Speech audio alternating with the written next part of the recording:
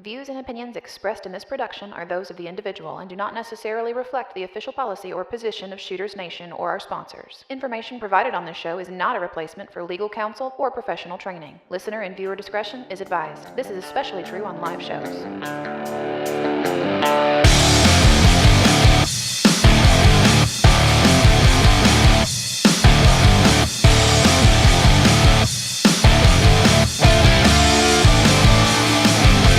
Welcome to the Shooters Nation podcast, the show created for you, the armed citizen.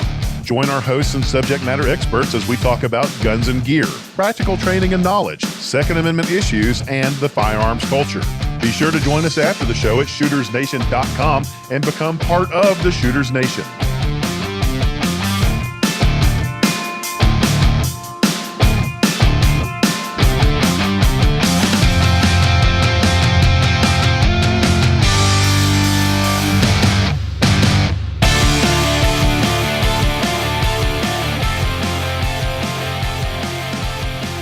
Hey everybody, welcome to the Shooters Nation podcast. I'm your host, David Yancey, and I'm joined by my co-host, Mark Lancaster from Squared Away Customs. Hey Mark, how's it going, man? Going well. How about yourself? It's been a good week. It's been kind of a long week. Too many meetings at work. Way too many meetings at work. But, you know, it beats the alternative. It's only Tuesday. It is only Tuesday. Yeah, it was like an it's all a long day week already. Yeah, it was like an all day thing yesterday, and now we've got another one tomorrow, and it's just But gainfully employed beats not. Absolutely. So I'll take the So how you afford all those toys? All those Kydex you keep ordering. All the Kydex. That's right. Got to keep the Kydex pimps in business. So I order my Kydex. But the astute listener will probably realize that tonight should have been our 6-month anniversary show, and that ain't happening because there's just way too much going on in my world right now. I'm thinking about pushing it out to next week, which we talked about, but got my little boy's 1-year birthday coming up at the end of this week. And so there's a lot of chaos around that and a lot of prep. So yeah. 2 big things going on: 1-year birthday and 6-month anniversary for the show. So yeah, you just got off the road, didn't you? Yeah. I got back, when did I get back? Sunday. Yeah. So yeah, I've been doing a lot of admin stuff, keeping the shop rolling and keeping the guys fed with orders to produce product and working from a little laptop rather than 2 big 22-inch screens, which is always challenging, but it's good to be back into my routine. Makes you miss the comforts of home, if you will, the that's office. for sure. Yeah. Well, I'm glad you guys had a safe trip. So yeah, that's great. Very good. Well, this is going to be kind of a fun one. So we've got our guest subject matter expert tonight is Mike Sisino, and Mike, you're a veteran with us, so welcome back, man. It's good to have you. Thanks for having me again. It's a lot of fun. I think I was looking at the show statistics earlier, and this officially makes you the most tenured guest on the show because you will have been with us now 3 times, and I think that is a record of anybody so far. So we got to keep that rolling. Yeah, absolutely. Well, yeah, I appreciate the fact that you were quick to agree to come back on tonight. Especially, we talked about this a few weeks ago that we wanted to do an episode on this particular subject that we'll get into here in a minute. But yeah, I think really this kind of lined up with what you had in mind. You were on vacation, and now you're back in your home HQ. So it all worked out really well. But for the listeners that were expecting the live 6-month anniversary show, I really apologize. I just had to make an executive decision. Probably benefits all of us, Mark, because I know it was going to be a handful for you even to come back straight into that from being out of town. Yeah, for sure. Yeah. Well, so in the meantime, we've done some giveaways to celebrate the 6-month anniversary anyway, and I want to just congratulate on the podcast. A couple folks have been following us on Instagram. Guy goes by the name Third Monkey Defense, which I love. If you're going to be the third monkey, or fight like you're the third monkey to the ark, right? So, he won our first one. Another guy, American Gunner, he won our second giveaway. And this is awesome. We've got a gentleman that's been following us pretty religiously for a while now, Josh Tribby. Goes by Mr. Tribby on Instagram. He entered the last contest 32 times, right? And is like, here's how you can enter. You can enter and multiple times to get your name in the hat. And out of 113 entries, he had 32. So nearly 1/3 of. And, he won, right? And the funny thing about it was after I ran the random number generator the first time and it's like, bling, Josh Tribby was the first one. I was like, wow, okay, well, I guess I should have expected that. So I screenshot it just because that's the official one. That's the first time through. No monkey business. Let's, this is the first one. We're going to be legit. And then I thought, well, I'm just going to run the same list through 10 more times or 9 more times. I want 10 tries and let's just see what it looks like. And out of 10, he came up 3 times, which is, roughly, 30%. And I was like, that's the way to do it, man. You stack the deck with your name and you're going to win. So anyway, congrats to him. Congrats to all the guys. Some of these folks have already gotten their prizes. One dude already posted a picture on Instagram, and I'll try to get Josh his coffee mug out this week, and he'll be drinking out of that thing by the weekend if all goes well. So we will see how that works. Yeah, I've got a shout out to a faithful listener who is a truck driver, and he has been listening to us more recently, so he's playing catch up on a lot of the older episodes. Right on. He gave me a call, Squared Away Customs today, placed an order for his first few holsters from us. Awesome. And had a nice conversation, but was very appreciative to the show and told us to make sure we keep up the good work. Awesome. So Todd, we appreciate the order and we appreciate you listening, and yeah, that's great. Yeah. It's funny. The audience family is growing and growing and growing. And, I still see the familiar faces that have been with us from day one. And that's always nice to know that we haven't completely run them off, but the new members that are coming into the Shooters Nation, if you will, it's really cool to see it growing and the word's getting out there. I'm humbled by some of the feedback that we've been given. So, absolutely. So far nobody's emailed and said, "Hey, you suck." So, I'm ready for that one. It's early. Yeah. Hopefully we don't do it with this show. Mike, I don't want to make your third time back with us, the "You Suck" episode, but, if it does, they'll be coming after me, not you. So it isn't, I guess if I had feelings, they'd be hurt, but I don't have feelings. So it's all the time in law enforcement. I think you kind of got over that. Yeah. That is funny. Well, so Mike, I know that our veteran listeners will be familiar with you, but I guess real quickly, I want to introduce you to our new listeners Sure. and tell them how they can catch up on who you are and stuff. So folks, Mike was with us on episode 6 and 7, where we talked about the practicality of the AR-15 platform for civilian defensive purposes. And Mike is a 31-year veteran of law enforcement as a state policeman, where he also worked as a SWAT officer. Mike was also the lead firearms instructor at his state police academy for a period of time. And something that's really going to be useful and relevant to our conversation tonight is the fact that, Mike, you served as your state's use of force committee, or on the use of force committee, which oversaw all training concerning the use of force, deadly force, firearms training, and instructor certification.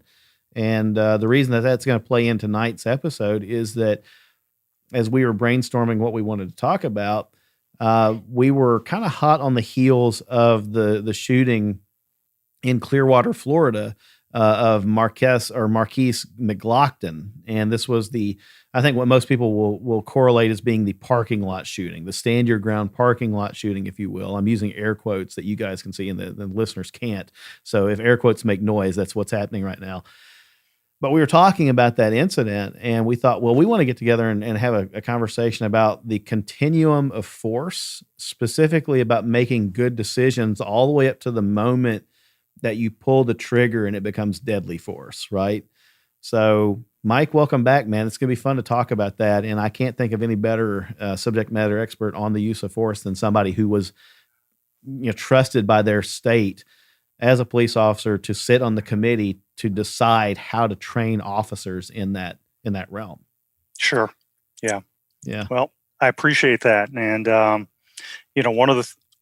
one of the many things that we did on that committee was that we reviewed in-car camera video, body cams, and independent videos as well from surveillance cameras. And we and not only in state but from around the country as well. We gleaned a lot of information from those videos that we tried to incorporate into the training of new recruits and in-service training as well. So it's a great tool. You learn a lot. Well, the interesting thing about that, from my perspective, is the fact that law enforcement agencies have collected a lot of data, and we don't have as much data about civilian use of force encounters as we do with police agencies, whether it's FBI, state, local. But the law enforcement community absolutely does, for a variety of reasons, one of which is training, the other of which, of course, is just, to help navigate the legal situations that arise from that and provide evidence and context to the court cases, right? But that's kind of our laboratory as armed citizens. We don't really have access to these moments of truth on tape the way that you guys do in the law enforcement community. So we have to watch and look to see what you all do and what is legal and what's considered a quote unquote good shoot. And that kind of is our compass as law abiding, responsibly armed citizens to know when it's time to cross that line and utilize deadly force. Right. Sure. So, yeah. It's, that's really just kind of where we get all of our data, really. So, I guess, as a backdrop to this conversation, then we'll use the July 19th, 2018 shooting in Clearwater, Florida of Markeis McGlockton by the gunman, Michael Drejka.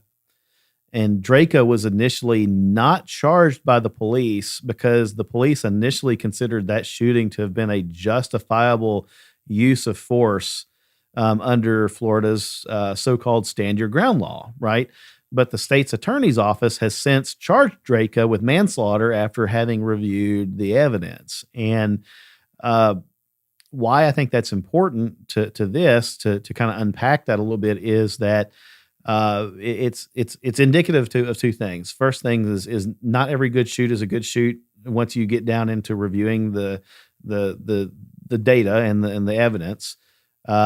Evidence can be interpreted a variety of different ways, as we've found in our own personal conversations with each other about this. Sure.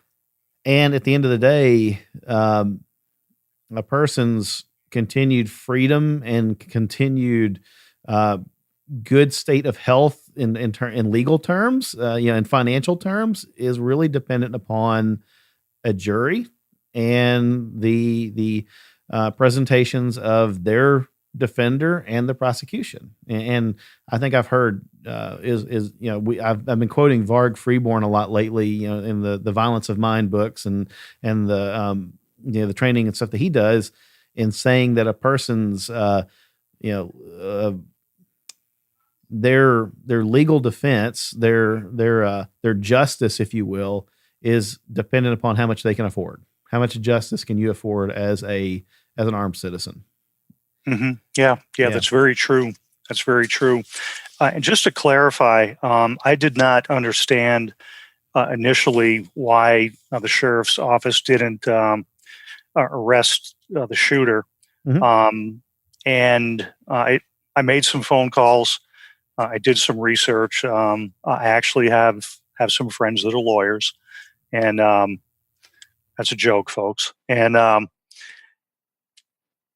then I watched the press conference that the sheriff gave, explaining and some of the background for Sheriff Galtieri, is his name, is that he is actually a lawyer, and he was a lawyer before he became sheriff, and he did a very good job of explaining the Florida stand your ground law and why his office did not bring charges. Mm-hmm. He did a great job in explaining that. It made it very clear to me, and I was very impressed by his presentation of the law, and he did a really good job. I think where they kind of fell down is that they should have said up front what their intention was to do the investigation and forward it to the prosecutor's office. Okay. I never heard that early on in this whole thing, and it sounded like the whole thing was just gonna go away. But their intention all along was to forward to the prosecutor for the prosecutor to make that decision, and that's what happened. Is that typical? I guess, not to go too far down that rabbit hole off the bat, but is that typical in a civilian shooting case where it looks like, at least from the surface level, the precedent was met that this was a self-defense situation, but then the the state's attorney or the local district attorney can come back in after the fact and say, no, absolutely, we are going to press charges because upon further review, we believe that a crime was committed here. It depends on the state, and not all states have a stand your ground law. Right. Florida does, and even the ones that do, there's not a whole lot of sameness to those laws. Okay. There's little there's nuances to each of them, individual to those states, and with Florida, it was one of those things where, the victim said, "I feared for my life," and the sheriff said, "All right, I'm not going to make this call." Where I enforce the law, he would have been arrested. Okay. Maybe not right away at the scene, but after reviewing, we did not have a stand your ground law. Okay. In fact, we have a duty to retreat law. So I suspect that he would have been charged, and so that's the difference between these states. And Gotcha.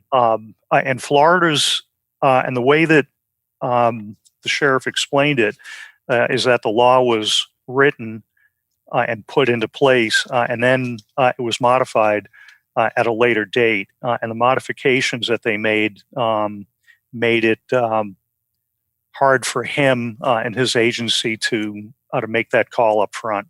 So it makes it, all these little technicalities makes it really challenging for the concealed carry person to really know all the ins and outs and nuances. It's really intimidating when you think about it. Like, not that any of us are going to be put in this situation that this particular, happened, but it's right. Like, man, there's lots of little updates and changes and stuff like that. Sure. And if you don't know about it, you're hung out to dry. It's just, especially if you travel, pretty scary stuff. Yeah. I tell my students, and Mark has heard me say this, that even though you've got a CCW, CWP there, whatever, whatever your state refers to it as, even though you have that, I always tell my students to avoid, evade, and escape. Sure. That's the first options, if at all possible. And, really, folks, just don't put yourself in those situations. That's right. That's very, very key. Well, I think so that's a great point, or a great place for me to make a point. And I probably should have done this earlier, but yeah, I want to make it very clear that first and foremost, none of us, myself, Mark, you, Mike, are saying that this was a good shoot in Florida, and we'll discuss this, from varying angles, and I'm not sure how far we'll go into it, on this episode, but really this is a case where two wrongs don't make a right, and both McGlockton and Drejka were looking for a fight that day, and they got one. And I think that the only thing that you might add to that is that McGlockton, the victim, the shooting victim, if you will, and I use the term victim very lightly, what he wasn't expecting was that fight to become a gunfight, right? Exactly. Yeah. And so, he pushed Drejka down, and I guess, maybe it's key for me to explain this for anybody that isn't familiar with it. So I'll do that real quick. And I'm just going to give a very high level layman's paraphrasing of this. On July 19th, 2018, Michael Drejka was a customer at a convenience store, and he was in the parking lot, and he witnessed Markeis McGlockton's girlfriend pull her vehicle into a handicapped parking spot. And I don't know if in Florida they have handicapped, mirror tags that hang off the rearview mirror to identify you as a handicapped parking permit holder or what, but whatever it was, he ascertained that she should not have been parking there. And he took it upon himself to approach the car and to berate her loudly for parking there. And then they got in, he and she got into a shouting match with each other. Another customer, according to the news reports that I've seen, went into the convenience store to complain to the manager about the commotion outside. And that's when Markeis McGlockton, said, "Hey, basically that's my car." He went outside, and then you see the video, and the video that we've all seen, and it's available on liveleak.com and a couple of other, venues. He walks out of the front door of the convenience store, walks down the sidewalk, sees Drejka standing a few feet away from the car, but still engaged in a heated conversation with her. There's no audio for any of this.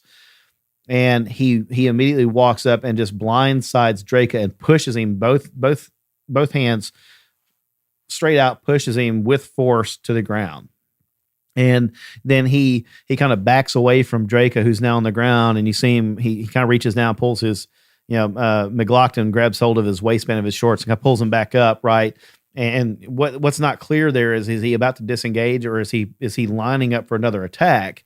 And then he begins to turn away from Drejka, kind of blading his body, almost like you would if you're playing dodgeball and somebody was about to throw the ball at you, is kind of the impression I got of watching the video.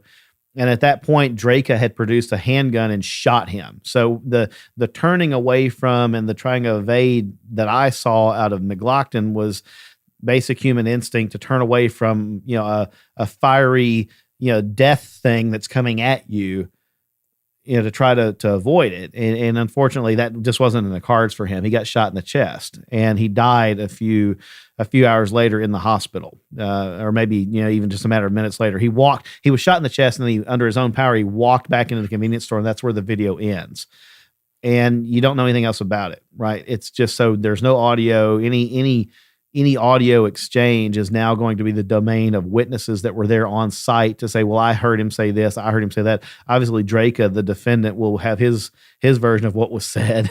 But, those of us that watch the video in the police departments and stuff, it seems like, as far as I've heard, there's no audio to accompany the video, right? So that's the setting. And it's basically, you had two guys looking for a fight. Drejka was looking for a verbal fight with the driver of the automobile and wasn't expecting McGlockton to come out of nowhere and hit him blindside and throw him to the ground. And then he pulled out his gun and shot.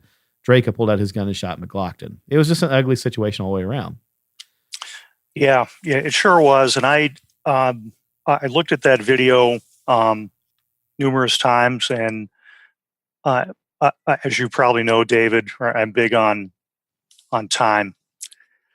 Tick tock, right. And I broke it down with a stopwatch, and from the time that Drejka pulled up and got out of his car until he got shoved to the ground was 1 minute and 38 seconds. So that that verbal altercation went on for quite a while. It got very loud because virtually, if you look at that video, everybody that came and went from that store while that was going on looked in that direction. Oh, yeah. And right before the shooting, there was a guy that got out of his car. As soon as he did, he focused off to his right where this was happening. Right. And he slowly kind of walked to the door. And he's watching, and that tells me that this is getting very loud, very heated. He was concerned, and then he stood at the door. He opened the door up, but he continued to look through the door in that direction. Yeah, he's for looking through the glass of the convenience store door, right? 10 seconds. Yeah. He stood there for 10 seconds, which Right. is it's quite a long time. That's an eternity in this. Yeah. Yeah, it sure is. And then he goes into the store. Apparently, at that point in time, that he reported that there was this altercation out there, Yeah. verbal altercation. At which time the shooting victim, he comes out and approaches Drejka. I don't know if his intention was to shove him all the way to the ground, Sure. or just to move him away from his girlfriend. Mm-hmm. Looking at that video, I don't think that that Drejka was so focused on the female in that car. I don't think he saw the shooting victim. No, I don't think he saw him coming until at all. I don't think he saw him him at at all. Right. And I'm wondering, if you get blindsided, when you're not expecting something, it's easy to tip over, Right. and that's what I'm kind of thinking happened. You guys talk a little bit from there. Yeah. Up to that point in time. Yeah, no, I think you're exactly right. And McGlockton didn't come at him slowly, but he wasn't running. It wasn't like watching a football, defensive tackle or anything like that, plow into an offensive player. It was a quick, brisk walk with two arms. He kind of stiff armed him and shoved him, down to the ground. But you're right. I think Drejka had no awareness, situational awareness that he was about to get clobbered from the side. He, McGlockton hit him like a semi. Well, Everybody around him had more situational awareness than he did. Oh, because yeah. everybody in that parking lot was looking around. They knew something was up. Yeah, for sure. Yeah. Especially the guy that stood there in the door. Like, he was onto it quick. Yeah. It was clear there was something violent going to take place. Well, so Mike, I know you said that you'd counted the time, right? So what about the time from when Drejka hit the ground until you can sort of deduce from the footage when McGlockton was shot? Yeah.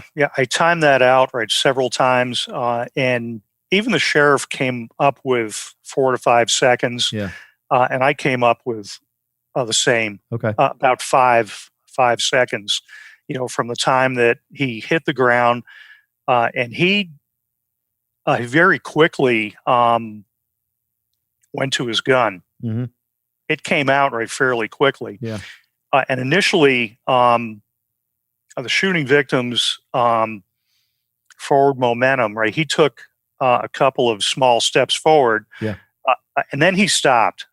He was stationary, and as I watched that video, I could see the movement of the hand. Okay. Of the right hand. And at that point in time, his body language changed, and he started to back up a little bit, and you could see him turning. Right. So he recognized that there was a gun. While that was happening, I'm watching the body language of Drejka, and he clearly is lining up a shot.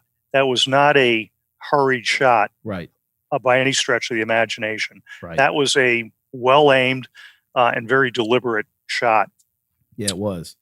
Yeah, I think that's the thing that really, you mentioned this in some of the private conversations that we'd had leading up to this, as we got together in one of our little internet groups and we were talking about this. And, one of the attorneys that was there, which it is good to know that attorneys have friends, Mike. I'm sure that he appreciates the fact that he has a friend. And so, but we were talking about that tick tock and the countdown and how slow and deliberate he was able to take aim and pull off that shot. And I think that's really going to be key to the legitimacy of this. Is stand your ground is all good and well, but it's kind of predicated upon the fact that you are in legitimate fear for your life or grievous bodily harm in every state that I'm aware of. I'm not aware of any state that allows you to shoot somebody for anything less than that. Maybe there's some states that allow you to shoot to defend property still, but Tennessee certainly doesn't. And I think, from the sense of things, neither does your state, right? Right. That's correct. But So the legitimacy of fear that you're going to be either killed or that you're going to experience extreme bodily harm that it's going to change your life forever. It could paralyze you, could debilitate you, something. And so the legitimacy of that fear is going to be contingent on whether or not McGlockton was still a threat to Drejka when he was shot, or if he had actually begun to retreat from Drejka. Some of the reports state. I think what you said is probably the most accurate observation I've heard yet. McGlockton wasn't retreating, but he also wasn't attacking. The attack was over. He shoved the guy to the ground, and that was kind of like done. He didn't like line up for a field goal kick on Drejka or anything like that. He had already stopped the attack, but then Drejka produced the gun and shot him. He didn't follow him to the ground, and if his intention was to put a beat down on Drejka, he would have followed him to the ground and started to pound on him that way, but he did not. I really think that his intention was to break up and protect his girlfriend. And as you watch that video, you can see Drejka. He's pointing with his finger. He's which is. It's aggressive. Sure if somebody pointed their finger at me in that close proximity, I did not appreciate that. Right. So, that's one of the things that I think kind of plays into this and is pretty important. The fact that, I've been in a few fights myself, and if somebody's going to put a whipping on you, they're going to follow you to the ground. They have the advantage. You're on the ground already. They're going to be on top of you. Right. He didn't do that. I would not have had a problem with this if Drejka presented the gun. Yeah. And waited to see if McGlockton was going to come at him again. Right. But he didn't do that. He presented the gun and he took a very deliberate aim. It was not a snapshot. It wasn't a reactionary shot, in my estimation. I've looked at a lot of videos, and I just did not see that urgency in him. He was extremely deliberate. Right. And let's talk about for the listeners. It's important in any situation that you're in, and all of these things, any confrontation, be it a physical fight, a gunfight, whatever it is, it's fluid, it's dynamic, and things change. And as things change, you need to evaluate and make decisions from that. I think he made a very conscious decision, and took that shot. You can't let emotions get the better of you. Right. You get shoved to the ground. You might be angered by that. You probably would be angered by that. Your feelings are hurt. Your manhood has been challenged. Sure, a little bit bruised pride. Yeah. Yep, absolutely. But you can't let emotions get into that. Yeah. And you touched on it early on, David, when you said, right, two wrongs never make a right. Sure. And Drejka instigated this thing by, he's not a law enforcement officer. I'm retired now. If I see something like that, if it a parking violation, I pay no attention to it. I see that all the time where somebody who is not handicapped is in a handicapped spot. Right. I see it all the time. Is it annoying? Absolutely. Is it inconsiderate and rude? Yes, it is. Am I going to say something to them? No. Right. I'm not a cop anymore. I'm done with it. It's behind me. If something really aggravated me, I'd get on my cell phone, right, and I'd call the police. Right. And say, Yeah. hey, Exactly. hey, look, right, this is going on. Right. If it was a life or death situation and somebody was getting a beating, yeah, I probably would interject in something like that. But parking violation, nah. Yeah, I'm David. gonna walk on by it. What was that line that you said in like episode 1 or 2? It was somebody in your life had taught you when you put your gun on, you leave your attitude at home. Is that what it was? Yeah, is my grandfather, and his thing was, if you're gonna carry a gun, leave your temper at home. Yeah. And he was a career law enforcement officer, much like you, Mike, and in a different era. This is like in the 50s and the 60s when laws were the same, but public response to the way that the law was enforced was a little bit different and definitely more biased towards the favor of the police officer, right? These guys weren't out there, breaking the law as cops, but they weren't scrutinized by CNN on 24/7 news coverage either, right? So, but even then, the advice from an old gunslinger who had been in fights and had been in gunfights was, if you're going to carry a gun, leave your attitude and your temper and your middle finger and your smart comments and everything else at home. I think that was it. Leave your middle finger at home, right? Finger at home. Yeah. And I was jotting down some notes about this. And, the first thing that I really wanted to point out as we kind of bear down towards the middle of the episode was that it's very important to know the local laws. We have reciprocity within or amongst a lot of the states in the United States.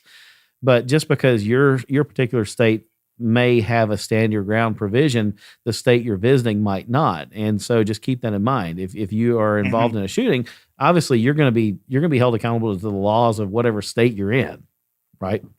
The second thing was that triggering people should be prefaced with the conscious decision.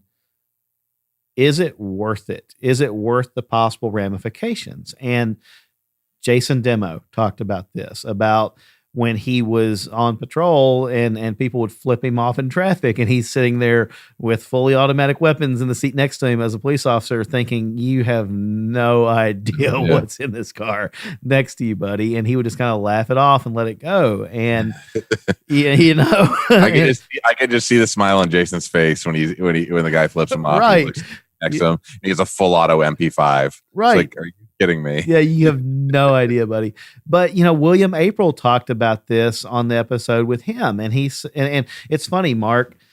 I've just come to accept that my life has these weird concentric circles in it. But I went to lunch with some coworkers today, and we were on a very busy, it's a strangely narrow 4-lane road, and it's near the Nashville airport. And this 4-lane road, there was a tragic traffic fatality there this morning, and so you've got 4 lanes, 2 lanes running each direction, and there's not a median in between. It's simply a double yellow line.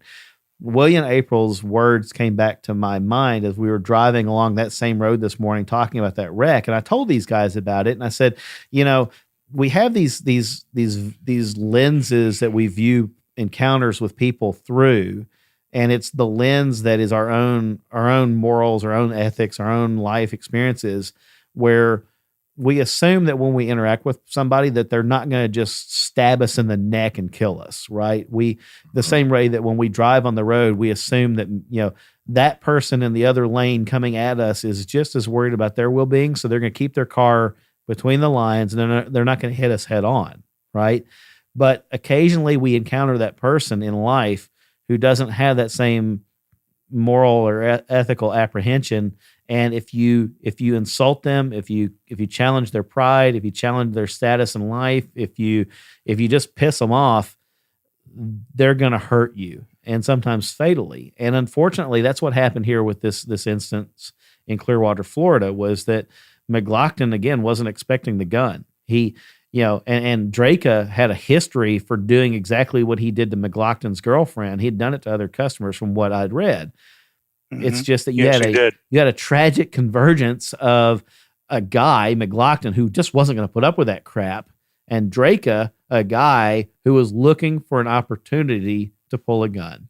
And they converged on that day in July two wrongs didn't make a right, but they did make one man that didn't go home to his family and one man that is at the very least probably going to get cleaned out in civil court, but may also see the inside of a prison. Was there any mention of was he intoxicated or under the influence of anything? I didn't see that either one of them. Or anything about it? No, there's no indication at all that either drugs or alcohol was involved with either one of them. No, Mike, if he had been like, for say, under the legal limit, so if he had said like a beer or two and law enforcement knew that, would there still be an indication publicly, or would it be a non-issue at that point? Which one are we talking about? Are we talking about McGlockton? The shooter. Okay, so Drejka. I believe that they would reveal that in the investigation. Yeah. And I'm not hearing that. I listened to that entire press conference, and there was no mention of any substances in either one of them at the time.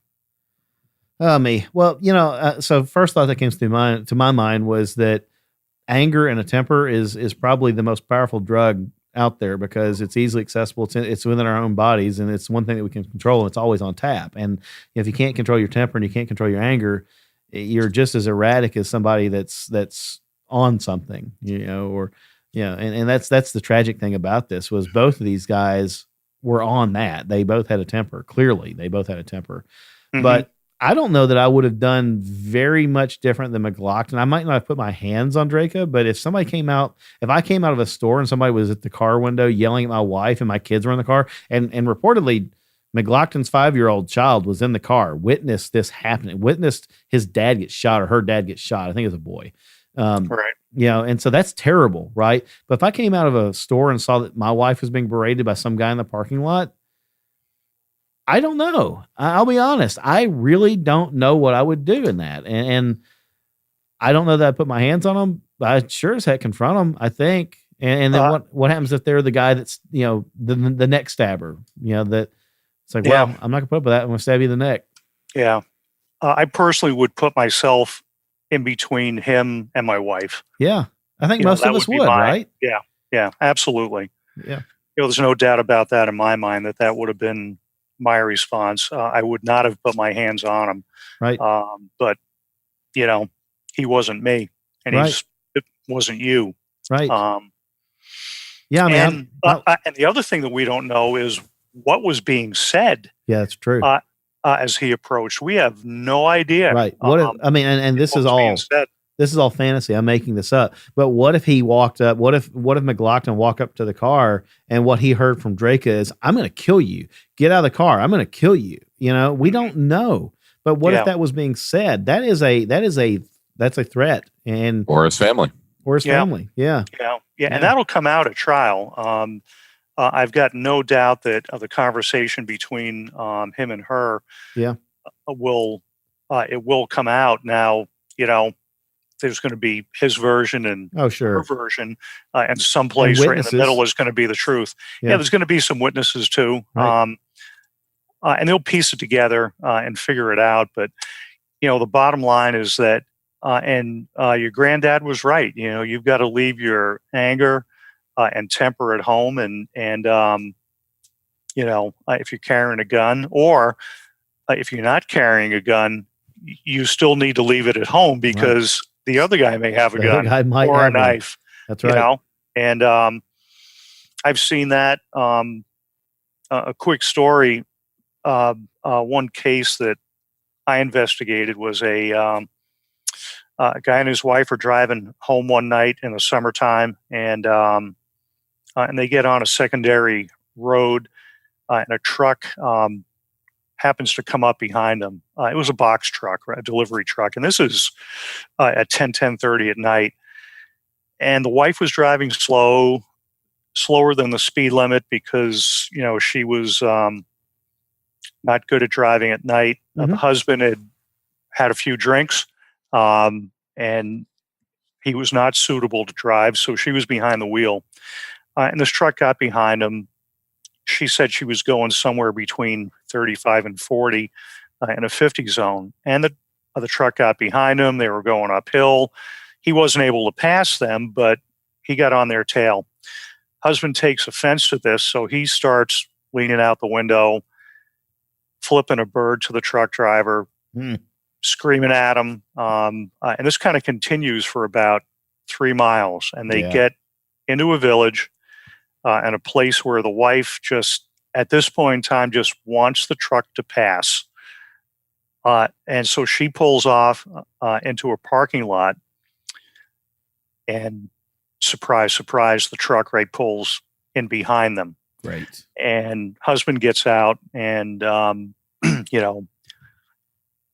he was going to put a whooping on this guy. Yeah, he's going to show him, right? Yeah. Yeah. How dare you do that? And the guy gets out of the truck, and long story short, the husband gets knocked out, and the truck driver, says to the wife, he shouldn't have done what he did. He gets back in his truck and leaves. Right, and right. I was able to locate him, and he got arrested. But the bottom line is, and I knew the victim in this too. He was a local guy. He was somebody that I knew. And I told him, I said, you never know who you're dealing with. That's I said, exactly you're lucky that's all he did. Right. If he'd had a gun, he had a knife, it could have been a whole lot worse. If he'd continued the assault after he knocked you down, it could have been a lot worse. Right. Yeah. So yeah. Avoid, evade, and escape. No, I think that is very key. Avoid, evade, escape. And as we were talking, I want to maybe kind of pull together the end of the first segment here with this thought. I don't think any of us here are trying to dissuade any of our listeners from carrying a gun. Much to the contrary, we definitely want you to be armed, responsible protectors of yourself and your families and your friends. But we're saying that, Mike, to your point earlier on, it is a continuous evaluation of the circumstances that should lead up to the moment of pulling the trigger or not. And you have to be committed to that. As a responsibly armed citizen, you have to put in the time and the training and put yourself under duress in a controlled environment to see how you'll function and how you'll respond, and to game plan it ahead of time, and to program your lizard brain deep inside your skull, not your thinking conscious brain, but the little lizard brain that responds under stress. That's, when your body's hyped up with adrenaline, to do the right thing and make the right choices, because we don't want you to go out there and get in a shouting match with somebody that will then lead to a pushing match, which will then lead to a shooting, which will then lead to your entire life being decided by a jury, and which attorney was being paid more and had more heart and more fuel in the tank to defend or prosecute, right? Exactly. Yeah, this whole Florida thing was a mess. It was a complete circus, a crap show that could have been avoided had either one of these guys backed away from it. Yeah, you're over there, Mark. Man, I'm like almost about to have to bleep myself, right? Because it was that kind of show. It was an S show, yeah, man, it was an S show, but.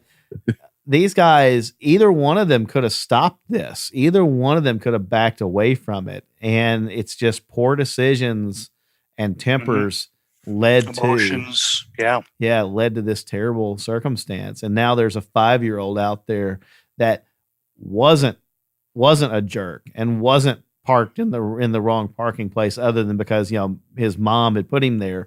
There's a 5-year-old that's innocent in every bit of this that now doesn't have a dad because, somebody lost their temper and somebody else lost their temper, and, a gunfight ensued. The other sad thing too is that one of the videos that I saw, it showed McGlockton entering the store after he'd been shot, and his son was there. No. You see McGlockton go down. He went down. Yeah. So, the whole thing was very tragic. If Drejka had minded his own business, everybody goes home. Everybody goes home.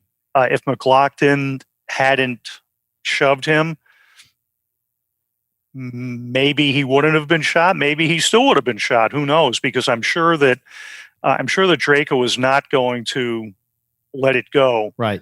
If he got into a verbal confrontation with McGlockton. I think it still would have continued. How far? We've got no idea. Yeah. But I think, again, going back to one of the things that Varg Freeborn said in his book, he gave several instances of, you're walking through a crowd and somebody, we've all been there, especially, we're all guys, right? We've all had some other guy in a crowd put his shoulder into us and bump us. And it's a dominance thing. Somebody wants to feel strong, wants to feel like a big man. They want to hit you with their shoulder and see if you'll react. And, his advice, and this is coming from somebody who is familiar with violence. Mike, you're somebody who, as a law enforcement officer, is familiar with violence. His response was just look at him and say, "Hey, I'm sorry, man." Take that hit, take the pride hit. You get to just say you're sorry, even though that guy did it to you, and just let it go at that, right? Yep. Because otherwise, you're committing to go down a path that no one knows where it's going to lead, and it could be very bad. I kind of look at all of that. It's just another facet of being the gray man. Yeah, it is. You know right. I mean? You want to be the gray man because you don't want to look all tactical with your gun belt and your 511s and your Molly and your Velcro and all that stuff. You want to look like the gray man and kind of be in normal clothes with your concealment and so on. That's right. But your attitude is part of it. And there's no freaking place if you've got a bad attitude like that to be carrying a gun. Very big part of it. And if you're a wild man or if you're staring everybody down. No. Yeah. If you've got a short fuse, it's not a good combination. Yeah. Nope. I'm sure that there's people out there that are just waiting for an opportunity to pull their gun and shoot somebody. I have no doubt. Heck, I see it on the Facebook groups. Oh, some of those big Facebook groups. These people and their attitudes and their comments about, I just do this, or I just do that, or why didn't you do this? Or better why didn't be you judged by 12 than carried by 6 and all that crap, right? Yeah, man. Yeah, I mean, you're right. Yeah, I think, man, Mark, that is a key point to end this first segment on, is attitude as part of the gray man. You see these dudes all the time, and it's kind of funny. I've stopped trying to spot the guy that's carrying a gun because you can see the poorly concealed bulge in his waistband, from the gun poking out or whatever.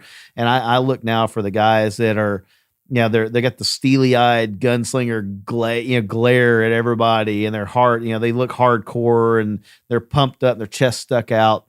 And you can just tell that, hey, they're trying to project alpha male. They're trying to project, don't mess with me, I'm the wolf, right?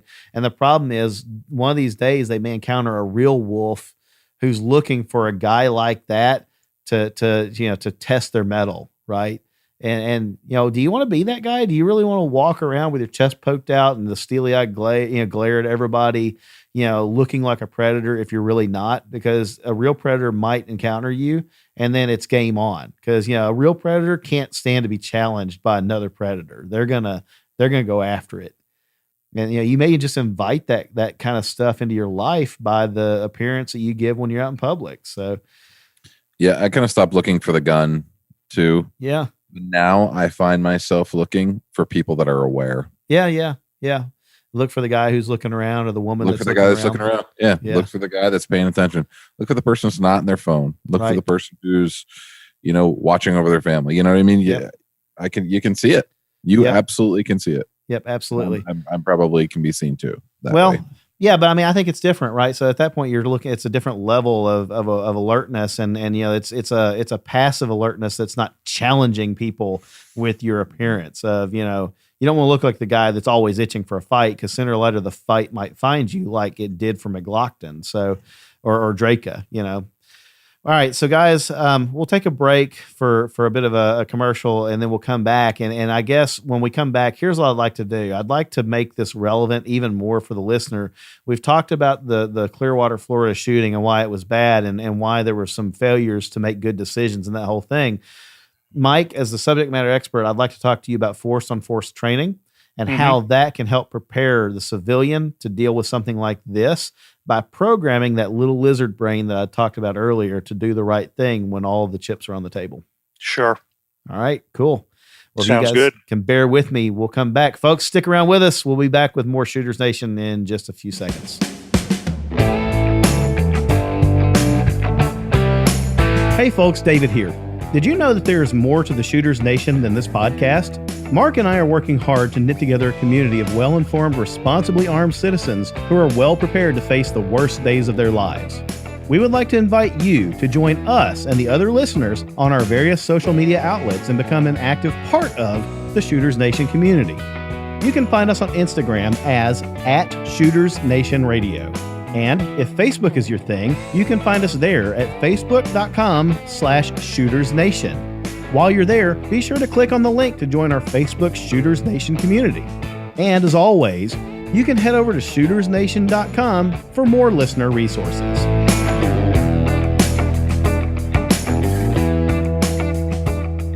Hey everybody, welcome back to the Shooters Nation podcast. Mark and I are here with Mike Sisino. Mike, we're talking about the Continuum of Force, and as I mentioned just a second ago while we were taking our break, I'd kind of subtitled this episode "Make Good Decisions," and really that's what I wanted to talk about for the remainder of our show today. Really, it's how can the civilian program that little lizard brain that's deep inside that takes over when the conscious brain is overloaded with adrenaline and we default to the level of our training.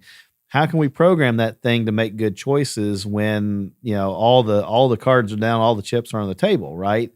And one of the things that we talked about before we'd even gotten together today for the recording was force on force training and how that can be a valuable tool to help a person program that the good choices into their head.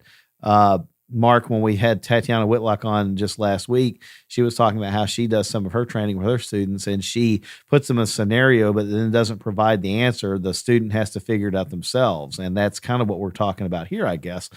Mike, what about you? When we think about force on force training, I guess can we start with can you describe for the audience what force on force training is and maybe how it's conducted? Sure, absolutely. There, force on force training is training where you are subjected to a live situation with human adversaries, as opposed to a square range or a shoot house type thing where you're navigating a course of fire and there's paper targets in there that are shoot or don't shoot. With force on force training, you get that human element involved in that unpredictability. Mm-hmm. And what that does is that it stresses you both physically and physiologically, in that all those things that happen to people that are involved in a shooting or a physical fight, the increase in heart rate and blood pressure and audio acuity and visual acuity and all that stuff that goes on from that adrenaline dump. Mm-hmm. You will experience that in force on force training. It definitely amps you up. And the great thing about it is that you learn a lot about yourself, and you learn how you're going to react.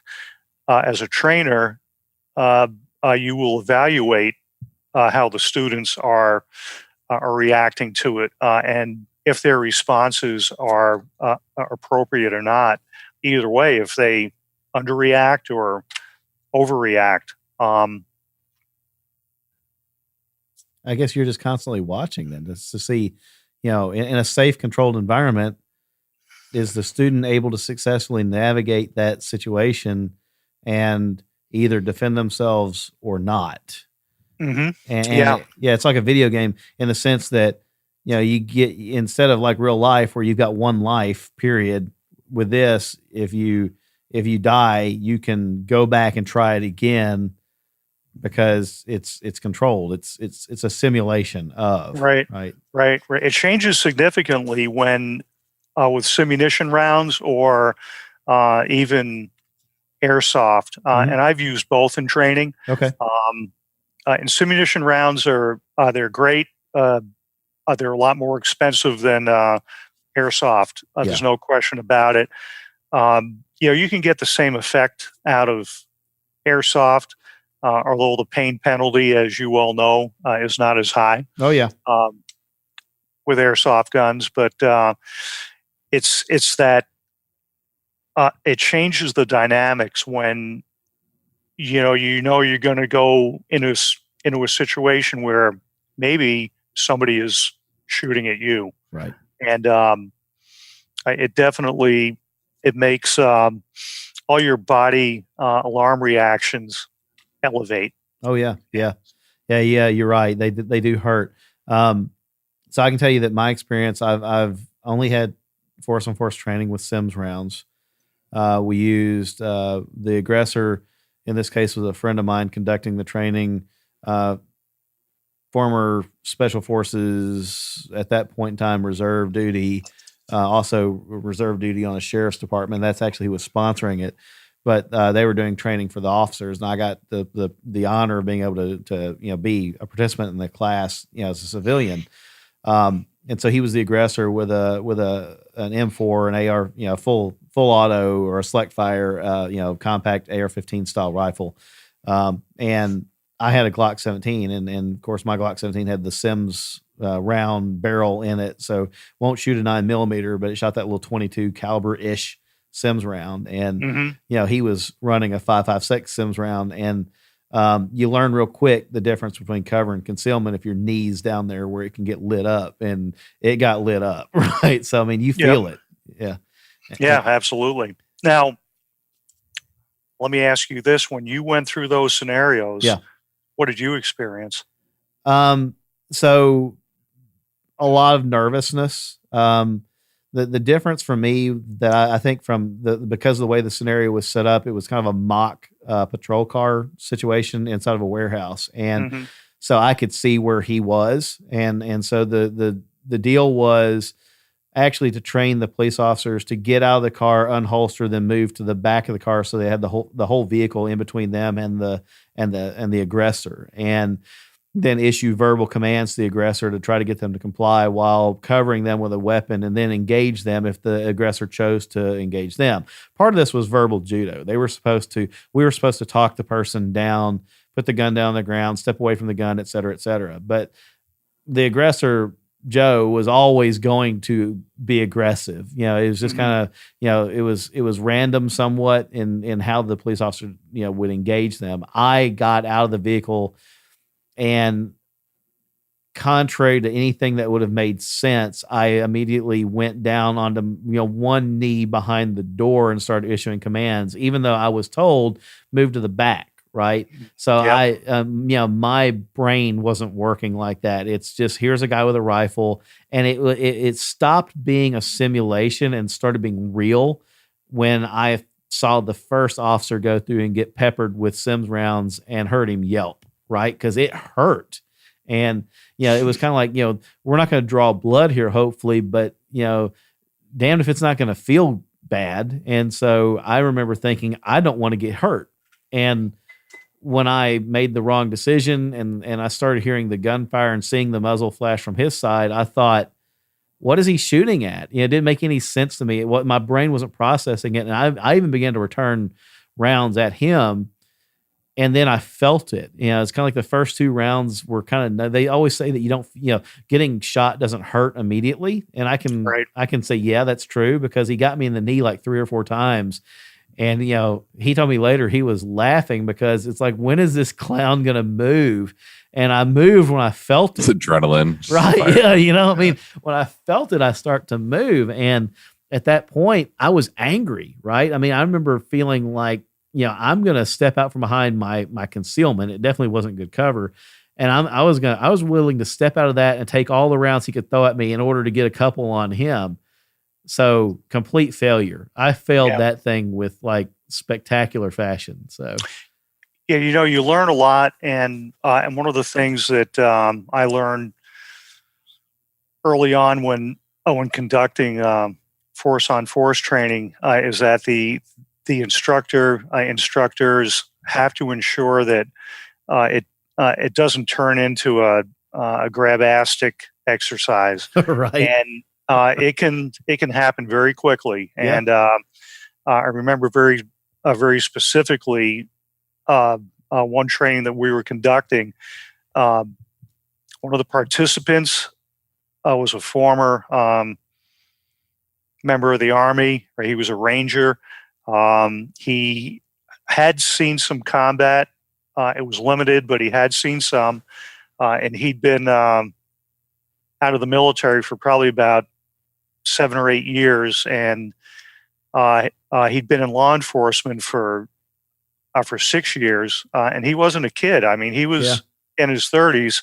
He had some maturity behind him. And I put him in this scenario, and he knew some of the role players, and one of them was going to be an aggressor, and he decided that it was his mission. He was going to take him out, and he started to do this movement through a building. And within 20 seconds, he was jumping around the place like a jackrabbit, and I had to grab him, right? And I stopped the scenario, and I said, "What are you doing?" Right. "What are you doing?" I said, "What are you doing, right? Jumping up on a bed when you're clearing this room? What are you doing?" Oh, well, I want to get so and so, and I said, "Not the way to do it. Yeah. Head back out the door." And come back and see me in 10 minutes, right? Clear your head and get your head out of that dark place that it's in between your butt cheeks, and come in here and do it right. And, he came back in about 10, 15 minutes later, and I just looked at him. I said, "You good now?" He said, "Yeah, I'm good. I apologize." So, and then he conducted it as you really would, right. I see people, it definitely elevates their heart rate, even at a walk, at a slow walk through a building, as they're trying to clear it. You'll hear them and see them huffing and puffing. Sure. And these are people that are in shape at varying degrees, but even in shape people, where you see that heart rate elevate. Respirations go right through the roof, and they're getting jacked up.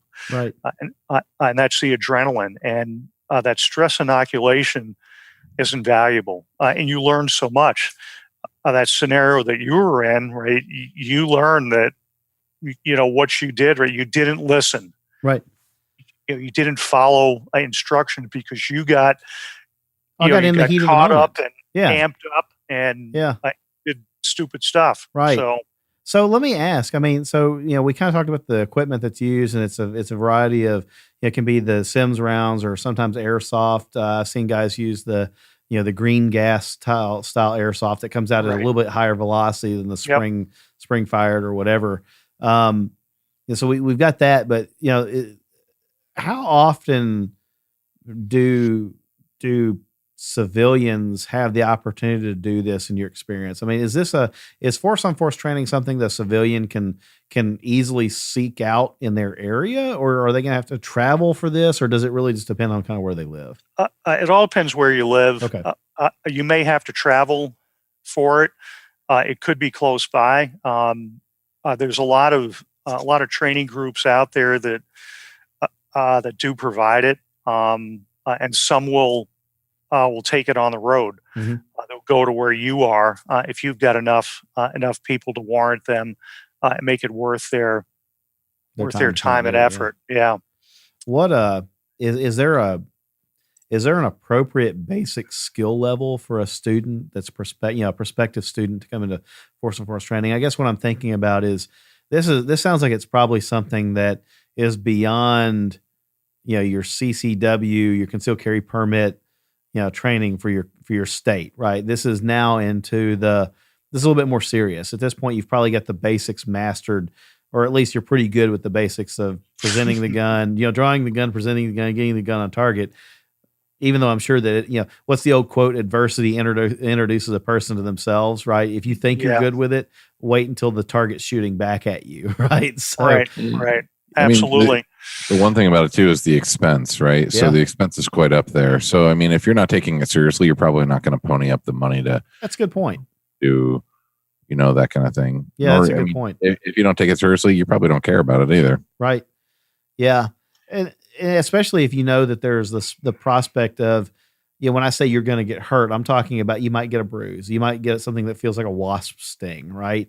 If you're like me, it'll feel like you knelt into a hornet's nest, because that, again, it's what a good friend does to another good friend is they're going to light you up if they get the chance because, hey, that's what we do. But, the average student that goes into a class isn't going to have that kind of thing. They're going to get a zinger or two just to remind you that we're talking about something that can, if it were a real gun, it's going to hurt a whole lot more. Right. But, you're not likely to want to go take a class where you might get hurt, quote unquote, unless you're serious about it. Yeah. If you take it seriously, you'll learn a lot and you'll learn about what you can do and what you can't do. Yeah. I've got a very good friend of mine who is a outstanding shooter. He is very, very good. He's very competent. Yeah. He instructs civilians on techniques on how to shoot well. He does a good job with it. Never been in law enforcement. He was never in the military. He was a businessman. Okay. And he carried a gun. Right, he has a CWP where he's carried a gun for years. He took a force-on-force class. It happened to be one that I put on with another instructor. And at the end of that course, his feedback was, I will never attempt to clear my own home or anybody else's home on my own. Right. I will not do it. I will get to a secure place where I can set up an ambush, and I'm going to call the cops. Yeah, I will not attempt to clear a building. Right. And prior to that, right, he freely admitted, absolutely, he thought that he could, he could move through a building, he could clear rooms, and he'd be good with it. What he took away from that is, no, it's not my skill set. Sure. That isn't anything I want to do. Right. And that was a very honest response from him. So you learn a lot. You learn how you react to things or how you process. Right. And we always tell people, right, you need to process. You need to see what is there, right, and not what you think is there. Mm-hmm. And once you process, you look for more work. You get to actually get inside the OODA loop, right? And you actually get to get in that circle of going through the stages of the OODA loop that you don't normally do on a square range, because you don't have reaction. Right. Whereas in the force on force, you have an action, which gets you a reaction, and so on and so forth. And you got to work through all that because you don't typically have it. You don't typically get that. Yeah. Mike, Yeah. I'd set people up where they'd move through a building, and we'd have paper targets or cardboard, and some were, and they were decision making. Some were shoot and some were not shoot. And then once they ran through that several times, we'd change up the targetry. We'd move things around, so it was inconsistent each run they went through. So it was never the same. After they did that for half a day, then we'd have introduction to humans, and some of them were no shoots and some were shoots. Yeah. Some were armed, some were not armed, and they had to process, right, and evaluate, fairly quickly, is this individual a threat or a innocent? Right. And that's really where you learn. You learn so much. Well, it's funny that you mentioned that because I was just thinking as we were talking back in, and I had to go Google it real quick, but back in 2015, there's at least one instance of this documented, and there's a YouTube link. I'll put it in the show notes. but the headline was "Activist Critical of Police Undergoes Use of Force Scenarios." And I remember this. The police invited an activist that was vocal about, the police being too gun happy and too trigger happy shooting citizens. And this was probably after the Michael Brown and a couple of other shootings that, police involved shootings, right? And so the police set this guy up with the protective gear, the face mask, et cetera. And then the police were the aggressor in that scenario. They played the role of the bad guy in between two parked cars in a parking lot. And they invited this guy who was critical of them and their decision making to, they armed him with a Sims gun, and they said, okay, this is holstered. You're now the police officer. And when we attack you, you have to react in time to save yourself. And so, he would come up and he would tell them, hey, what's going on? And then they would play the role of getting heated with him and start getting up in his personal space. And then the next thing you know, it's game on. And it was kind of at random, and they would spring the attack on him surprise. But the funny thing was the same guy went through it like several times. So after the first time, he knew it was coming. He just didn't know when. And, even still, he knew that the fight was coming to him. He never could get the gun out fast enough to outshoot the guy who was being the aggressor. And I think that's the thing about this that's relevant in my mind to the Clearwater, Florida shooting that we talked about in the first segment. And now this idea of force on force training for civilians is that everybody thinks they know how it's going to go down until it actually goes down. Right. And you don't, how do you know how to make that decision up to that critical moment of pulling the trigger without putting yourself in the position to train like that before, that moment, God forbid, ever does arrive? It's I can liken it to a high school football player. Okay. Getting thrown into the NFL.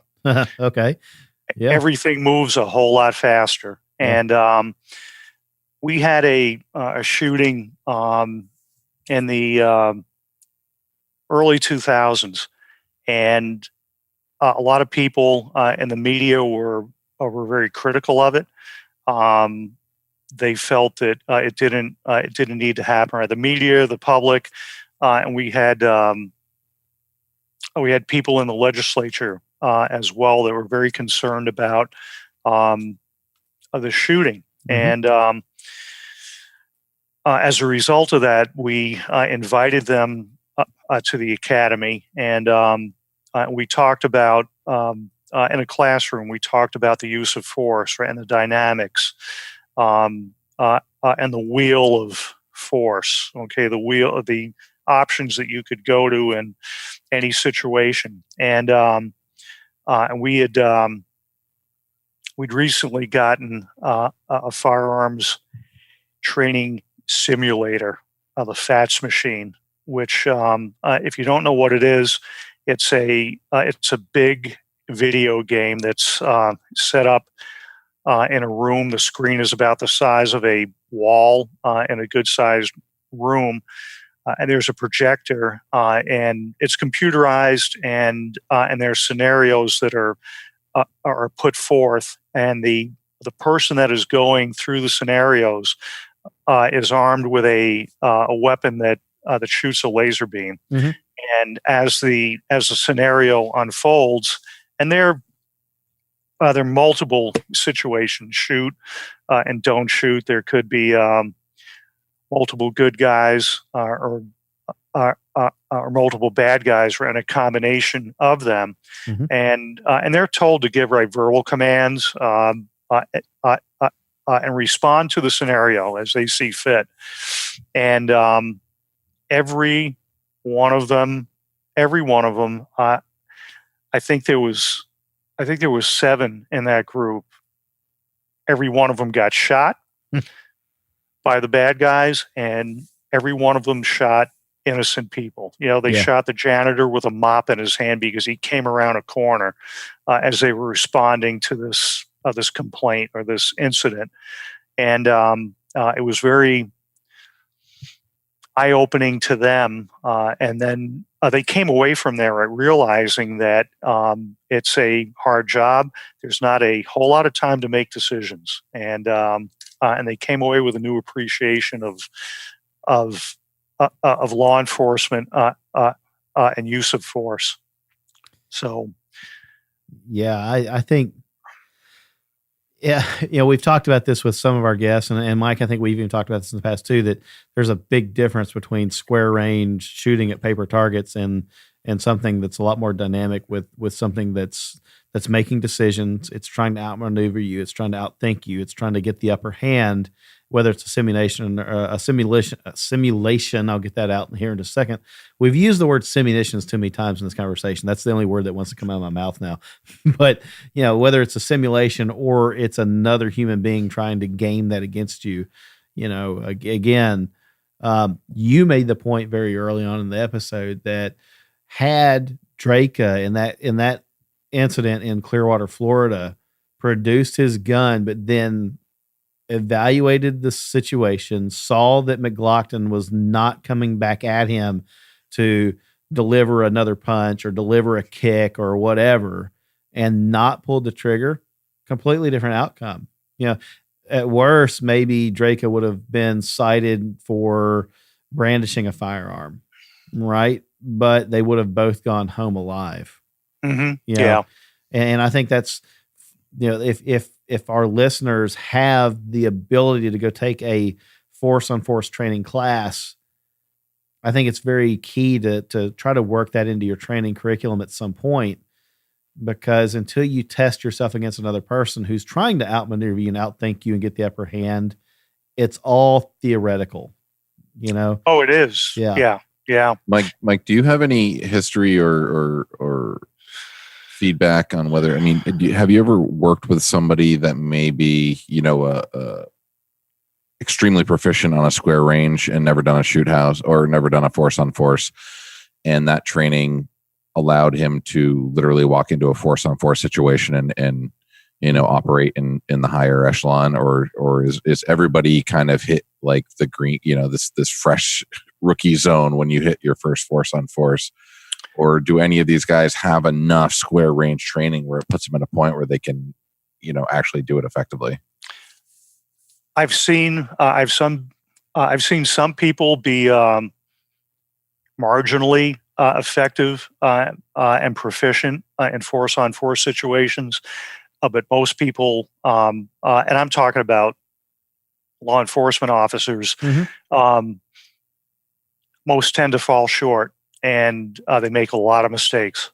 They don't react in time, and I'll say from experience, it's more that they don't react in time than they overreact. Right. That's what I've seen. So that stress inoculation, I push to have that done on a yearly basis with force on force scenarios, at least a day. But for police agencies, it comes down to the budget and money. And training is always a place where they look to cut money, and it's unfortunate.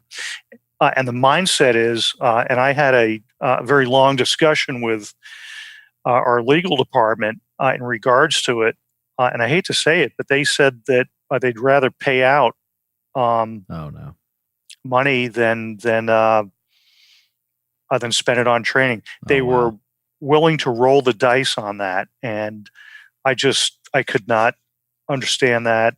I did not agree with that at all. Yeah, no.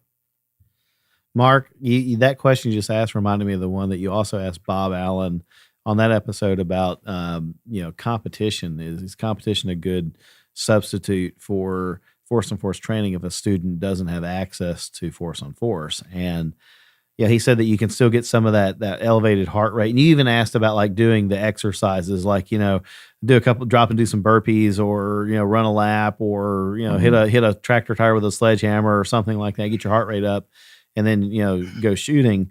And he said, it gets the heart rate up and it gets some of the adrenaline flowing, but it's still not the same as having a target that's trying to shoot back at you. Or, I was thinking about something after we met with Tatiana and recorded with her last week, and I went looking for the video. I'll have to see if I can find it again. I don't think it was YouTube. I think I found this one on like Vimeo or something, but the particular class was showing what happens if the civilian defender, the little lady that's trying to just get her kids to the car in the Walmart parking lots, confronted by somebody, she pulls her gun, and that person that she's pointing it at, to defend herself and her kids doesn't comply and grabs her gun, and that becomes a fight for the gun. What do you do then?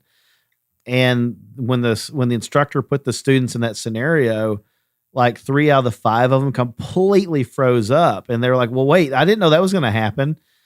And the instructor was like, you're right. You have no idea what that other person's going to do. They might reach for your gun. They might grab you. They might not care about the gun. They might produce their own gun. They might run away, whatever. So how do you make these decisions? And, there was only like one person, I think, in the video that when the guy grabbed the gun, she brought her left leg or her right leg up, put her foot against the guy and shoved him backwards off the gun and then started shooting. Right. And it's like, hey, that's a valid, response perhaps, but the instructor was just trying to see who freezes and who doesn't, and it's amazing. What do we say the last time? The first casualty of every fight is generally the plan. And most of these people's plans go out the window. So, golly, I cannot believe that we're like almost bearing down on the end of our second segment. So I got another quick question. Yeah. And I've got some questions about some other force on force real quick for Mike. So hit it, Mark. And let's see, you might be covering what I wanted to ask. So, and I think I may have asked this before, but like the stress inoculation. So for somebody that can't get themselves into a force on force or a shoot house, what are some good methods or tips that you could have for them to help try and be functioning while they're doing their day at the range or something like that, and induce some stress so they can see what that's all about, and kind of maybe or maybe even work their way up to they have a force on force planned. What are some things that they could do for like warm-ups or kind of get used to this, or get the heart going and literally get stressed, not just out of breath. Yeah. The unknown is always stressful. If you could find somebody else to train with, either 2 or 3 guys, and set up some targets that are decision-making targets. Some are shoot, some are no shoot. Throw a piece of equipment on that range to act as cover. A barricade, a barrel, or something like that, and have the individual that's going to shoot either blindfold them or turn them around. And the targets that you have downrange, change the targetry so that when they turn around and are presented with multiple targets or even a single target, they have to deduce, is it a threat, is it not?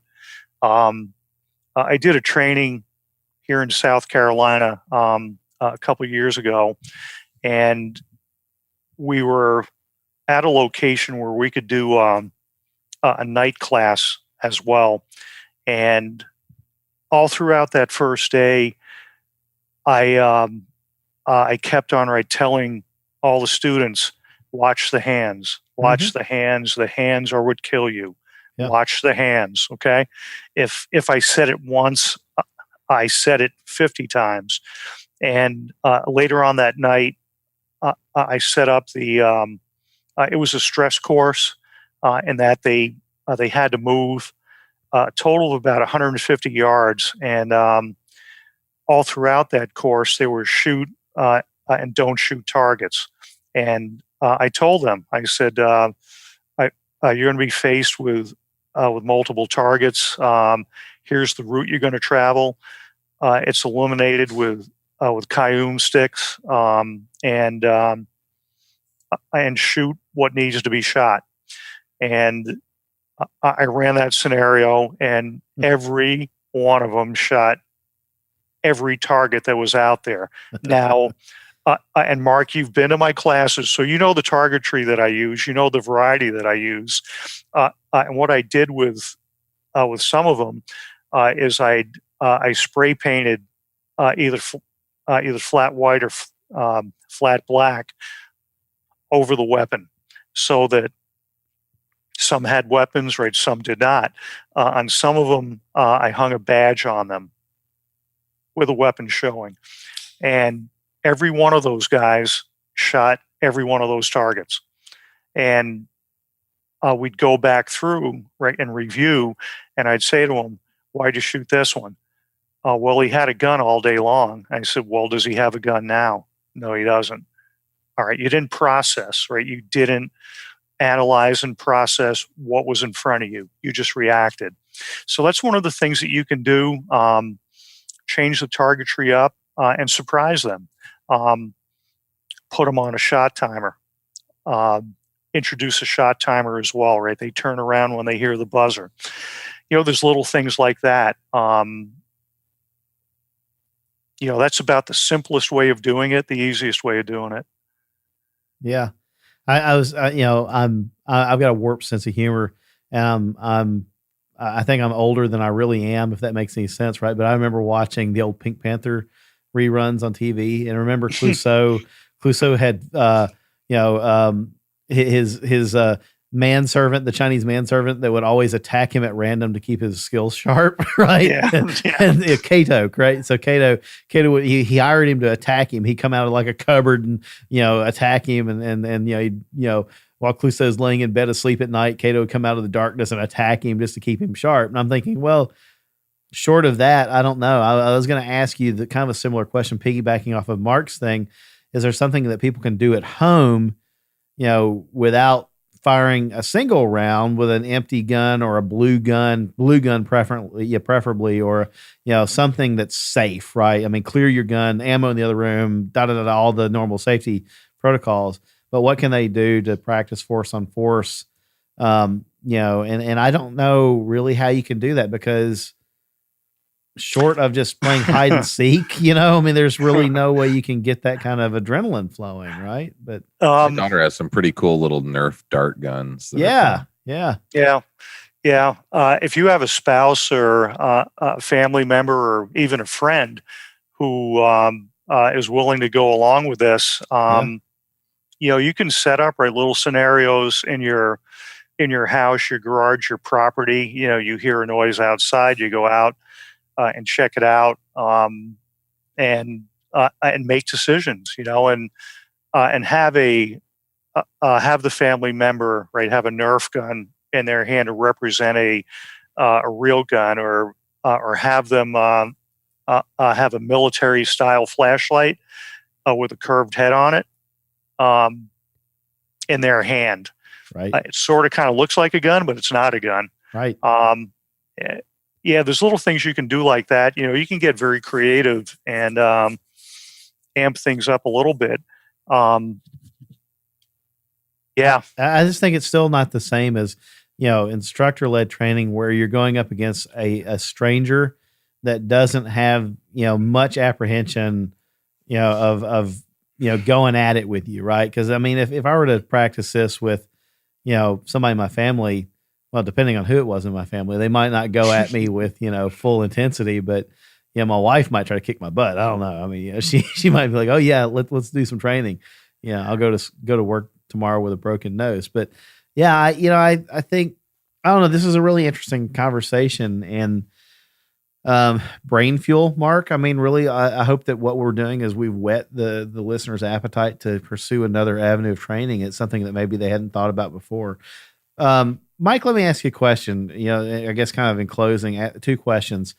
First one is, when a student is looking for a force on force training program, is there anything in particular that they should look for to know that they're going to get good training in a safe manner? That's a tough one, because there's a lot of people out there that are doing it, advertising it. And there's a lot of places that you can get certified. I got certified by a company out of Massachusetts, and they did a really good job from a trainer standpoint. Evaluating them, I thought they did a really good job with conducting the training and how to set them up. I would want to ask that question where did you get your training from to set this up? Yeah. What are your safety protocols? Yeah. Any force on force training that I conduct, I triple make sure that nobody has a gun on them, good point. live ammunition, Right. A knife, a sap, anything like that. Right. I pat them down, and then I have somebody else pat them down. Yeah, turn out your pockets. Let's see what's in there. All that stuff. Yeah, right? Yeah. I actually do a double, if not a triple, checkpoints. Yeah. Makes sense. Makes perfect sense. Because sometimes it's never happened to me, but I've talked with other trainers where somebody thought it'd be funny to sneak a gun in a ankle holster or something along like that. Yeah. And the thing about it is that you get into force on force training, and it can get very, very real. Right. And there's been some stories of somebody who should not have had a gun, producing a gun, a real gun, and bad things happen. Right. So, well, and I'll say that the stories I've heard of that, and I don't want to use the word thankfully, but perhaps mercifully, those were law enforcement training classes and not civilian training classes so far from what I've heard. And I think it's probably just because statistically law enforcement are more likely to do the force on force type scenarios than the civilians are. But it's tragic any way you look at it. But thankfully so far, knock on wood, I haven't heard of any stories where a civilian student went in with a real gun and somehow smuggled it in, or accidentally and went for their holdout gun or anything like that. What about insurance? I guess what was it Tatiana said? Don't be afraid to ask them.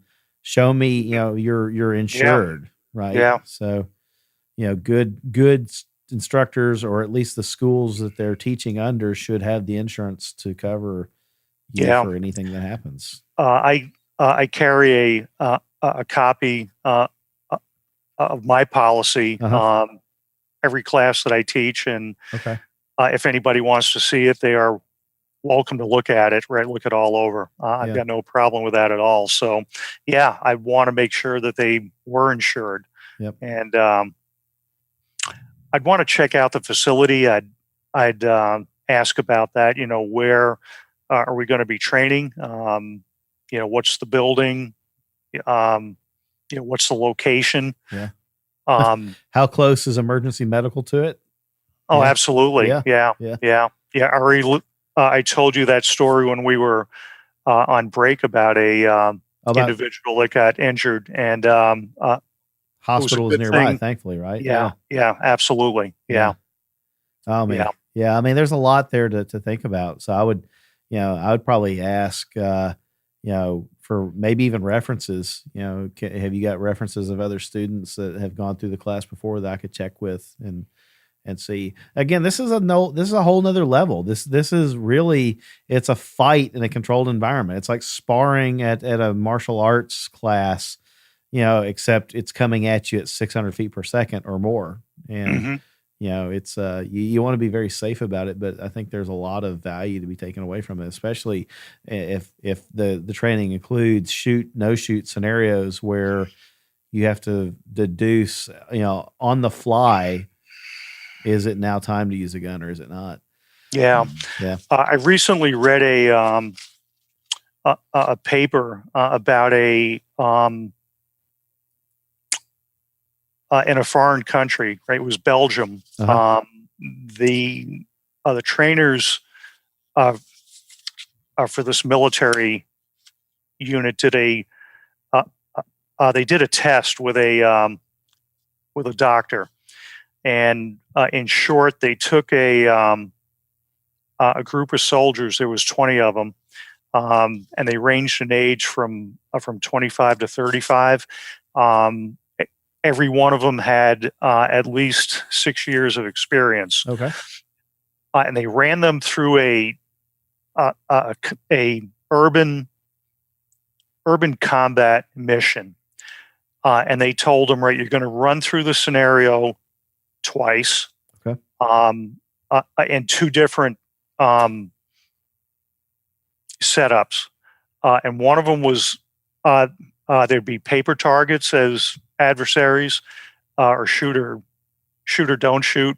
Okay. And the second one will be force on force. And they brief them individually the first time, and said, this is the mission, and oh, by the way, your targets are going to be paper targets. Right. At the end of the scenario, they did a medical test on them. They checked their pulse, their blood pressure. They took saliva samples, and they were able to deduce levels of stress induced chemicals in there, and they gauged their proficiency in marksmanship, and then they ran the same group through the scenarios where it was force on force. At the end of it, they gauged their marksmanship. They did their medical tests, and all these guys were experienced in the military, and some had seen combat. Every one of them, without exception, after the force on force scenarios, all had highly elevated levels of blood pressure, right, pulse, the secretions in their saliva. It was a very clear indicator of the stressors that force on force training produced. So it's so I mean, it's it doesn't matter your level of training and your experience level. Your body, our bodies are just going to react a certain way to a threat, and and everybody's different. Yeah. You may experience all of those body alarm reactions, or some of them. Everybody is wired very differently. It's also, this training, this exposure to it. This is why we're trying to drive civilians to thinking about this. Is those guys were hyped up on the stress chemicals that run through our bodies, but the point of that was to get them there, and then you talk about stress inoculation to make sure that they can think through it, still control their reactions, control their body, and not go into default involuntary response to a thing, but continue to maintain conscious presence while you're fighting. So sure. Yeah. I want to find one thing here, okay, and see if I can find it, and I'll read it to you. Hang on. Okay, this is John Steinbeck, who wrote some fantastic novels and books. What a lot of people don't know is that in the Second World War, he was a frontline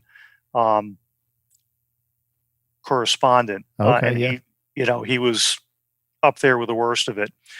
And if you Google him, right, he had a lot of quotes.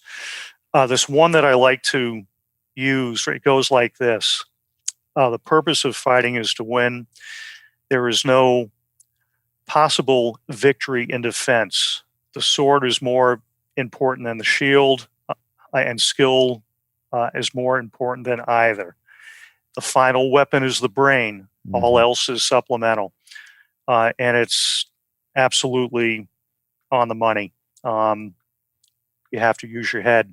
Yeah. You got to process. You can have all the tools on your belt, the latest, greatest ammunition, handgun, rifle, shotgun, whatever it is. The bottom line is that you got to be able to think. Yeah. What was that, Mark? I threw Kydex in there. Kydex, yeah, right, yeah. Yeah, right. Latest Kydex, yeah. Mike, I can't think of a better place to stop than that. I mean, I think we could kick this thing around all night long, but really, that's it. The ultimate weapon is the brain, and everything else, it's an accoutrement. I think we discussed very early on in one of our episodes about school violence and things like that, people have been hurting other people since the day they discovered they could pick up a rock or a stick and swing it or throw it, So it's the same thing in a defensive situation. The best weapon that you have for self-defense is the one between your ears. And so, it's up to us to develop it like we do any other skill, cognitive thinking in a fight. We're not born with it. We have to hone that ability to stay present in the moment and not just resort to swinging back. And unfortunately, in the McGlockton and Drejka situation, they didn't. They swung, and it's just one of them swung with a gun. So, yep. Yeah. One last question. Very tragic. Go ahead. One last question. This is the both of you. All right. At that trial, you think they're going to convict him or not? What do you think, David? Well, let Mark go first. All right, Mark. He deflected. I think he'll be convicted. Yeah, I'm not sure. So I wanted him to go because I'm opinionated on it. I think there's a 50-50 chance that he'll get a criminal conviction. I think there's about 100% chance that he would lose the follow-up civil suit. Right. I think that it's going to really come down to whose attorney is more persuasive, because the fact that there's lack of audio, and the defense attorney will argue that he was in imminent fear for his life, that McGlockton was backing away, preparing to strike again, or that Drejka had no way of knowing whether he was or not. And then they're going to go into the whole thing about how you can be grievously injured by being thrown to the ground. They're gonna try to spin it that it was a clean shoot, and it's all going to be dependent upon the people sitting in the jury bench that whether or not they buy it or not. And I think that that's kind of where it's headed, unless he takes a plea. If he takes a plea, he's sunk. Because I think they'll hang him with. I mean, maybe not literally hang him, but they're going to hang him with the law, and they're gonna find him guilty. So a big part of it's going to be what the witnesses say that were around, what they heard. That's going to be a big part of it. And which witness is the most convincing too. And then they're going to, depending on how much gas the defense attorneys have in their tank and their legal defense fund, they're going to try to discredit the witnesses, and you couldn't have possibly heard this, or that witness is a terrible person, they're an alcoholic or whatever, right? I mean, they're gonna, all the dirty tricks that defense attorneys try to play to get bad people off of charges, they're gonna play it. Here's who I think is gonna lose in this whole thing, Mark, is us, the gun owner, the legally armed, responsible gun owner is gonna lose in this, because it is gonna be an S show, that we're, this whole thing, Drejka is the worst possible thing. Unlike the Trayvon Martin case where, what's his name? I'm so glad I can't even remember his name. George Zimmerman. Zimmerman. Yeah. That guy, unlike Zimmerman, who actually could, had visibly demonstrable injuries, the bruising and the laceration or whatever from having his head smacked on the ground. Drejka had none of that. And so, this is going to be a circus. The legally armed citizen, the responsible gun owner, is going to lose in this trial, no matter what happens to Drejka. Yeah. I think a big part of it is going to be the video and the breakdown of that video and the clock. Right, the clock is ticking. Right, tick tock, tick tock. Our mutual friend, the lawyer, who was a prosecutor, then a defense attorney / civil lawyer. He thinks it's a slam dunk for the prosecution. Yeah, and I think he's right. I think they've got a very aggressive, very, very solid case against him. Make no mistake, I'm not in favor of Drejka at all. I've seen the legal system completely go sideways, and it's just I don't want to even call a verdict until it's in the newspaper the next day that this was the verdict, right? That's when I'll feel kind of comfortable about it. But I think that Drejka deserves to be in jail, in prison for what he did. He should have not picked the fight. And some states even have that legal precedent. If you pick the fight, you've given up the stand your ground provisions that would have protected you otherwise. So yeah, I hear you. Yeah. We'll see. Yeah, we will. Like I said, I think that the loser though is going to be everybody else in the United States that carries a gun, because unfortunately, the media machine will always point to this case and say, "There you go. This is why you shouldn't have a gun." But anyway, that's depressing. Mike, how can folks connect with you after the show? Have you got any training classes coming up that are open still that people can avail themselves of, or what's that looking like for you for the rest of the year? I've got one. I head north on 9/11. Actually, I head north to do a class up there. Okay. I've got another class in Georgia in late October. I have some slots there, so if anybody wants to reach out to me, they can find me. Okay. Yeah. We've got your email address, the point man address. Is that still safe to share with folks in our show notes? It sure is. Yeah. Okay. We'll do that. And make sure that folks can connect with you afterwards if they're interested in taking training. Mark, how about you, man? You can always reach me at info@squaredawaycustoms.com. And don't forget to use the Shooters Nation coupon code if you're interested in any Kydex, polymer 80 gear, or anything that's on our website at all. Yeah.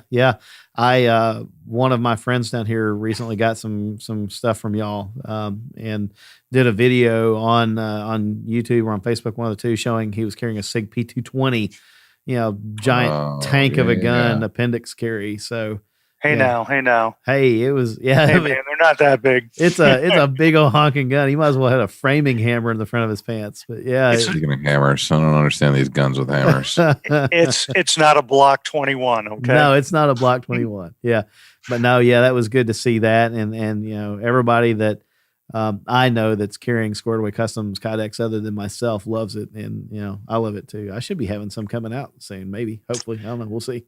But Actually, you know what, David? Yeah.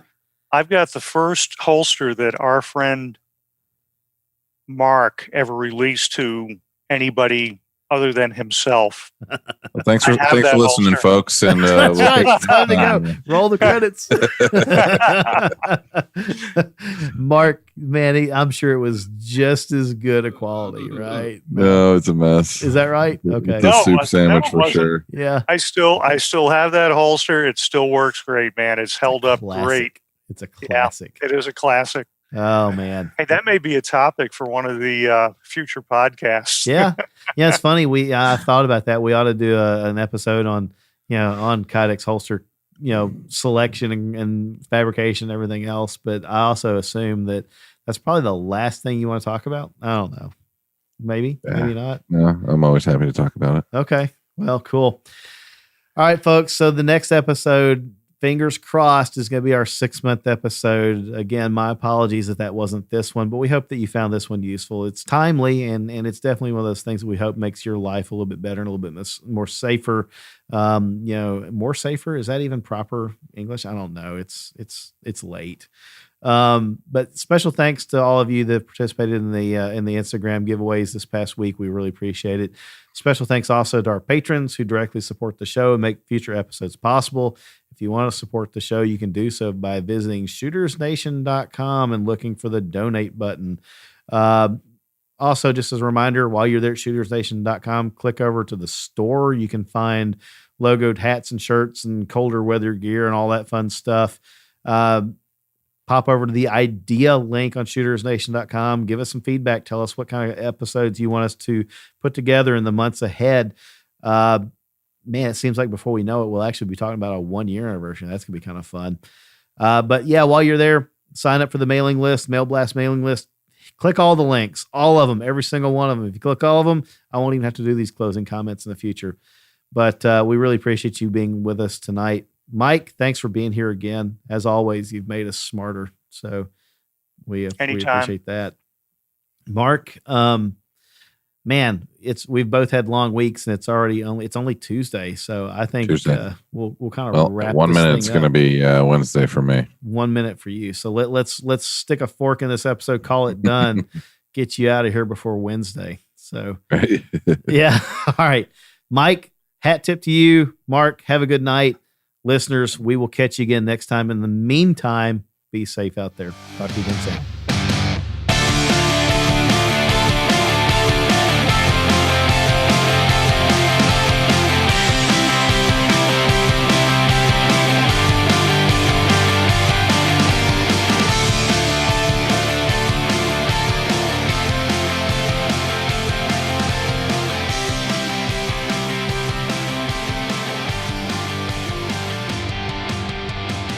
The preceding segment was a production of the Shooters Nation podcast. Visit us online at shootersnation.com.